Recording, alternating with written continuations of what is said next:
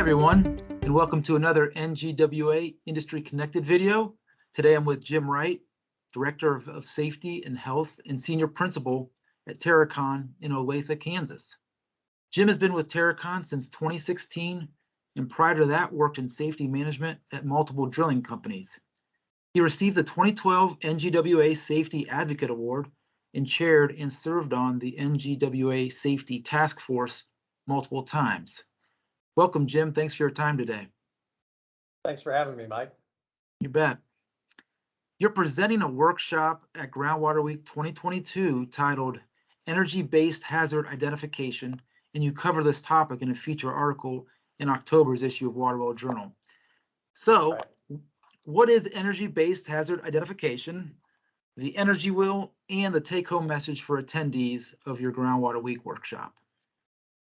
Yeah, that's a big question. You know, there's a lot to this. I was first introduced to the energy wheel and energy-based safety probably in 2004.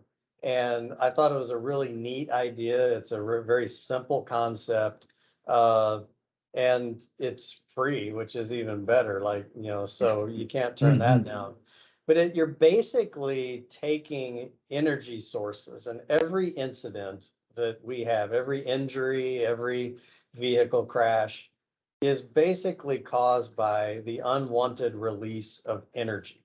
So if you're out on a drill rig and you're pulling on the main line, you know, some stuck pipe, and that main line snaps, that's caused by the energy of mechanical, you know, the mechanical energy from the rig pulling on the cable or pulling on the wire rope.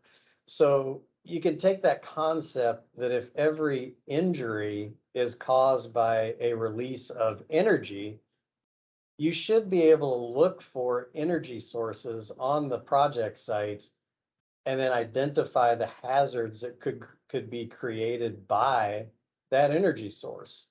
You know, a big one is gravity. And you think about gravity on a project site and you're looking around, you're going, oh my, there's a crane lifting a load over the construction site. Or you look at a construction site and you see scaffolding and you immediately think somebody could fall off of that scaffolding and hurt themselves. That's gravity. And gravity is one of the energy sources that we look for.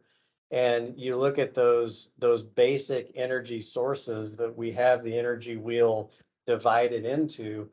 And what you do is you take that wheel as kind of a little checklist and you go, okay, what mechanical energy do I see?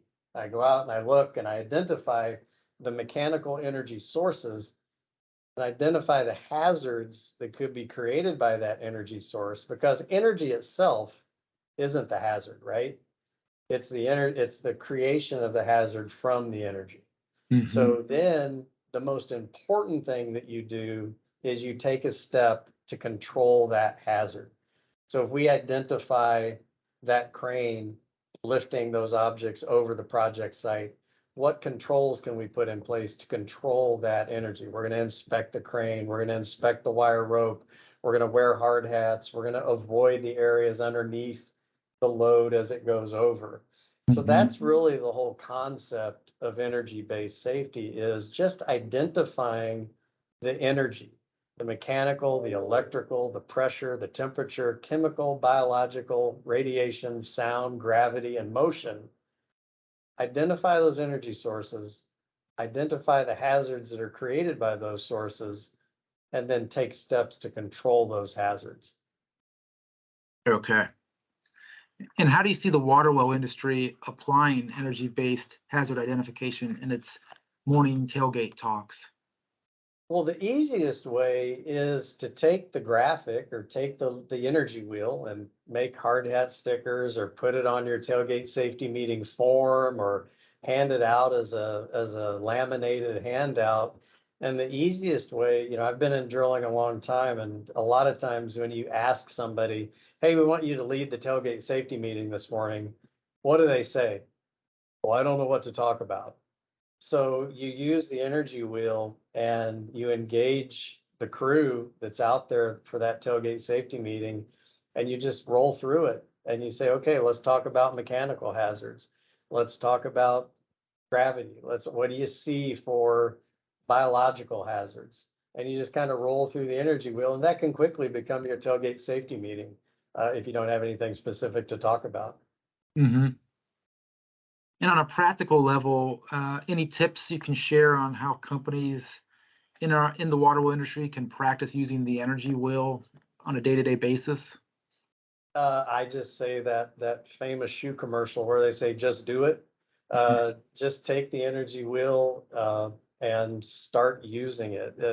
One of the neat things about it is it's not complicated. You know, anybody can kind of pick it up and review it and say, okay, yeah, I get it. I know what a biological energy source is. I'm going to go out and find those. You know, the energy wheel itself is simple. It gets a little more complicated when you have to take a step to control the hazards that you identify. You know, as with anything, you know, when we identify a hazard, if I have to stop production to replace that mainline wire rope, or if I have to stop production to do some maintenance on my air compressor that I've identified a hazard with, you know, that slows me down, that costs me money, and we don't like doing that. But that's the step you have to take in order to stay safe on your project sites. And that's probably the more difficult step. You know, there's an organization that we belong to at Terracon and that has done a tremendous amount of work on energy-based safety called the Construction Safety Research Alliance out of CU Boulder. And the research, they had about a 2.5-year research project on the energy wheel and energy-based safety. And employees that use the energy wheel identify up to 30% more hazards. So normally, if I'm just out there looking for hazards, I may hit 20 or 30 of them.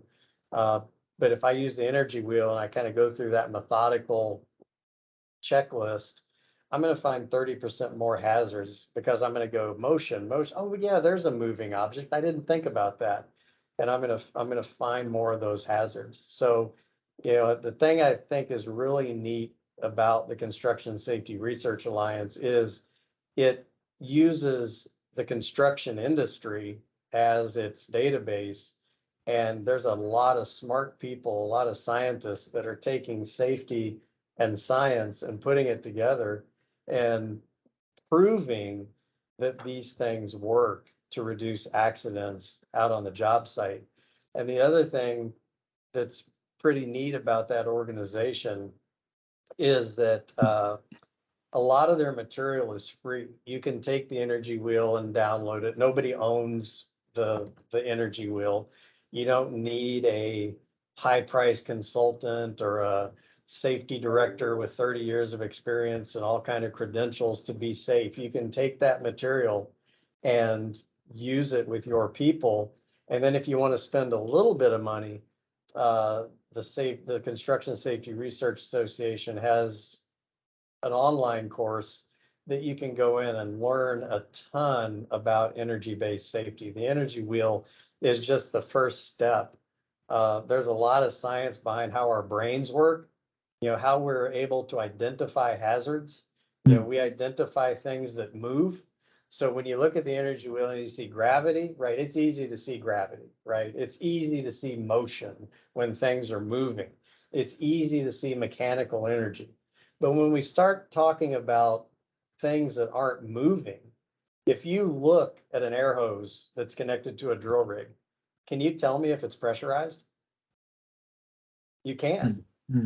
So, you know, there's no movement, if there's no sound of a compressor, if there's no vibration of the hose, maybe, if you just look at that hose, you don't know if it's going to blow up and hurt you, or if it's just laying there waiting to be coiled up and put on the support truck and hauled away. So, yeah, the human brain really focuses on motion, and energy is a great way to engage your brain and say, okay, let's look for these potential energy sources. Let's look for these things that we can see that are moving, or the kinetic energy sources. And then, like I say, take the steps to control those hazards. And I should state right now that we will include the organization's website so viewers can access the energy wheel and other free documents. So that'll be in the video details here. Yeah, and I Um, really recommend too that online course. I think last I checked was around $200, and it's like a 3.5, 4 hour course. But if you're a safety professional in the water well industry, it is a great course to take. A lot of our clients, our high-end clients, the energy companies, oil and gas, electrical transmission, are using energy-based safety to try to improve their performance. So a lot of our clients are doing that, and knowing more about that whole concept will help you be successful with your clients. And even smaller companies, if you're the owner of a smaller company and you just got a little bit of interest in improving safety performance and being able to use tools, a couple of $100 to watch an online course and learn about energy-based safety is money well spent. And then you can communicate that to your employees and maybe even watch it with them, turn it into several safety meetings where you watch the material and learn. If we save one incident, right, we probably saved much more than that $200 is going to cost on the video. right, right. How long has Terracon been using the energy-based hazard identification, and how has it been received by staff? So I brought it to Terracon with me, but we didn't officially kind of use it. We were using it for trending information. So we were trending incidents after they occurred to the particular energy source that caused the injury. And we were using it for that incident trending, which is kind of a reactive approach, right? So we could tell you that 70% of our injuries were motion related, but we were looking for ways to use it as a proactive approach to safety. So we've worked it into our near miss program. When an employee submits a near miss, they assign an energy source to, what energy source caused that near miss. We also then rolled it out as what we use as a monthly safety topic. We've rolled it out twice now. Unfortunately, we rolled it out the month that COVID started, so they were a little distracted by COVID, and I don't think we got the full impact. But we rolled it out as a monthly safety topic, and our people have really embraced it. Again, it's such a simple tool to use. The other thing that we're doing with it is there's a next level where you measure the value of that energy, and then you sort of rank your injuries on what's called significant injuries and fatalities, or potentially significant. And if there's enough energy, it puts that incident into a higher level. And it's a good way to track severity of incidents, but it's also a good way to sort of measure, if I have to do a safety initiative, what do I want to focus on? So if I can hit those incidents that will kill you, those are the ones we worry about every incident. Every incident, a little cut finger is important, but I definitely want to worry about an electrical line strike that we know kills way too many drillers every year. So we're using the energy wheel sort of as a really high level trending to help us identify these significant injuries and focus the resources that we have on our safety team to address those incidents that will kill you, and try to protect our employees that way. So at the corporate level, we're looking at these energy trends and really diving into them, which is pretty complicated, and but it's the kind of thing I love to do in my career. At the operations level, we're just using it as a tool to identify energy sources in the field and then take steps to control those hazards and protect our people. And how has energy-based hazard identification made an impact on keeping your employees safe since it's been implemented? We've only been doing it for a year or so, and it's hard right now to say that it's improving. I think logically it can only improve our performance, right? So I don't think I can say that we've reduced incidents by X number because we rolled this thing out. We are seeing a lot of participation in our near miss reporting program, which the Energy Wheel is a big part of. We see operations embracing it and using it for their tailgate safety meetings and using it, so just from sort of the marketing standpoint, it's getting a lot of use in our operations. People understand it. Again, it's simple. Mhm. And I think we'll be able to look back in 2 to 3 years and say that this tool for hazard identification uh, definitely helped. I know it can't hurt because we're doing a lot more things with our safety program. So it's hard to say that this one thing is influencing our downward trend on incidents. Mhm. One of the big downward trends we've seen this year is a reduction of severity of incidents. So where you have more severe incidents where it could be in the drilling industry, you got a lot of cut off fingers, right? You got a lot of those types of injuries or hand injuries. We're seeing a reduction in the severity. And I think by identifying the energy sources and touching on how strong the energy source is, I think it's making employees think about, holy cow, I don't want to stick my finger in there because it's a pretty significant mechanical energy source. Yeah. Or, wow, that's a pretty high pressure system. I need to make sure I get this right. So I think it's having an impact on the reduction of severity of our incidents, which are way down in 2022. Mhm. And pivoting to safety in general, OSHA announced 22 workers died in trench-related deaths in the first 6 months of 2022, easily topping 15 for all of 2021. What is your company's trench safety plan, and how should the water well industry view trench safety? So we're lucky in that we don't dig trenches. We don't have to design excavations for the most part, but we work in a lot of excavations.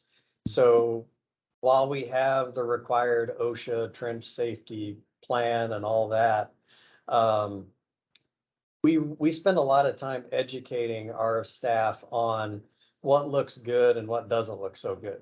We definitely, I say, if it's deeper than 4 feet, we want you to start looking closely at, the sloping, the benching, the way that they're controlling the excavation. And as you get deeper, we specify what's required by OSHA, but we really want to empower our people to look at an excavation and go, yeah, I'm not getting in there.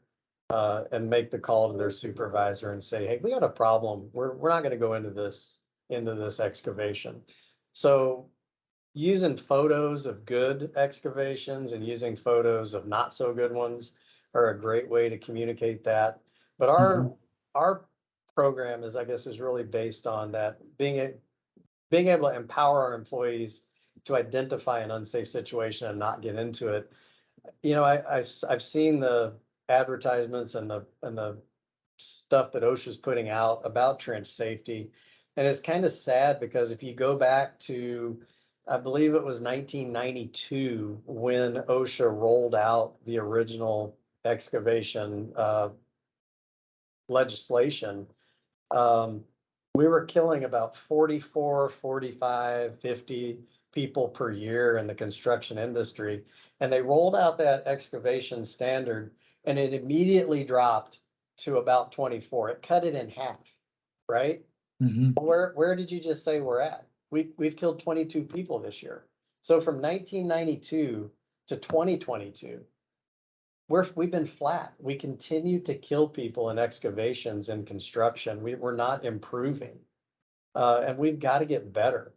And I think when it comes to excavations, and you look at the type of fatalities that are occurring in excavations, a lot of it is small contractors. And I think about the water well industry, and I drill that water well, and then I'm going to dig a trench, and I'm going to run the line to the house.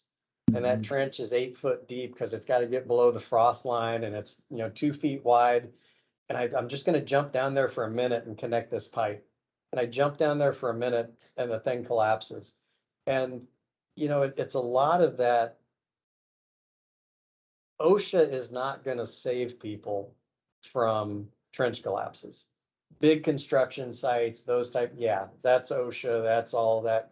But that that well driller who is digging that trench to run that line to that house has got to take the steps to ensure their own safety, because of those 20 to 22 fatalities this year, I bet you $1, more than 3/4 of them are plumbers, are small companies that are running lines to houses or just doing a quick, I just got to jump in this hole for a minute. And they don't want to spend the money on the trench box. They don't want to spend the money to slope it out and handle it properly. And those are those personal decisions that are going to cost you your life. And I really do think a lot about the water well industry in those scenarios when it comes to trench and excavation safety. And you have to be the one to say, yeah, I'm going to dig this a little bit wider. And if that ground is mushy and it looks like it's going to collapse, if it's wet and water's coming in, I'm going to spend some money. I'm going to get a trench box. Maybe I'm going to buy a trench box, and make sure that whoever's going down in that excavation is going to be safe. So it definitely does impact our industry. It isn't just construction sites. A lot of it is plumbing. A lot of it is running water lines, which we do a lot of. And it doesn't have to be expensive. OSHA has some great free resources on how to identify trench hazards. They've got an app. I'll get you the name of the app, but there's a really good OSHA trenching and shoring app that you can download, and you can hold your phone up and the camera of the phone, and you use the camera and you can kind of detect the angles of the trench, and it'll, and you type in the soil classification. A great free resource. And that's what I'm always looking to communicate to the water well industry is, don't spend a ton of money on consultants and all of these things. If you got to spend some money, use the free resources where you can. And if you got to spend some money, spend it on things that are going to make the most impact and get through to your people. But trench safety is one of those things that it'll kill you. It's one of those things that will kill you, and you need to spend some money on. Even a 4-foot, 5-foot deep trench, when you kneel down to make that connection, your head is below the line. And if that collapses on you, you will not be able to dig yourself out. So it's super important. Of all the things that we do out there, trench safety is one of those things that you put at the top of your list. It'll kill you. We're in the final quarter of 2022, and the water well industry continues to be extremely busy. What are some safety tips that you can share that can help slow someone down and focus on each task? Yeah, that's a tough question. I mean, one, I think you want to focus on the areas, again, that stuff that will kill you. It's called sticky. It's actually an acronym in safety. I'll say stuff that will kill you, but they've got another word for it too. Driving, number one, is one of those things that we don't think about as part of our job. We're in the well drilling industry, but you have to drive to get there. Terracon has 5,700 employees. We do all kinds of things out on construction sites, but driving is one of the things that scares me the most and keeps me awake about our employee owners out there every day. So one, focus on driving safety. And a big part of driving safety and just workplace safety is fatigue. When you say that the water well industry is extremely busy, and you say it's hard to find people, right? I think everybody's having a hard time right now finding staff. Fatigue, as an owner of a company, I'm probably out there more working. I'm probably putting in longer hours. I have got to watch my fatigue. I've got to watch the fatigue of my employees. I've worked 12-hour day. I work a 14-hour day. I go home at night, maybe have a couple of beers. There's a good game on TV. I stay up till midnight. And then the next thing you know, you're getting up at 5 a.m. Your body just can't handle that. So fatigue is one of those things that we think we have it under control, but we don't.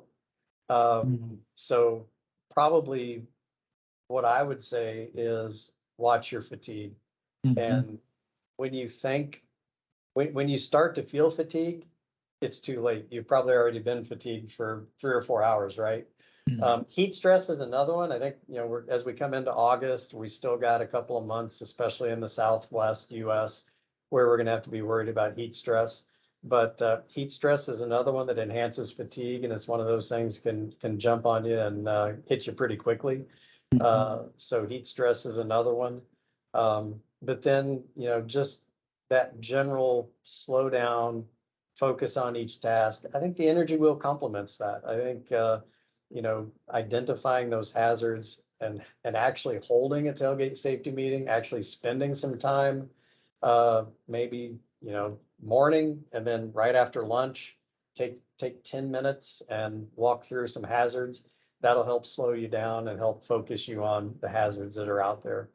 But yeah, I think fatigue is probably the biggest thing in the industry that we need to focus on, and that will prevent incidents. But it's a hard thing to do because if I'm giving up work time to work on my fatigue, I'm giving up profits, I'm giving up, that work time. So it's a delicate balance.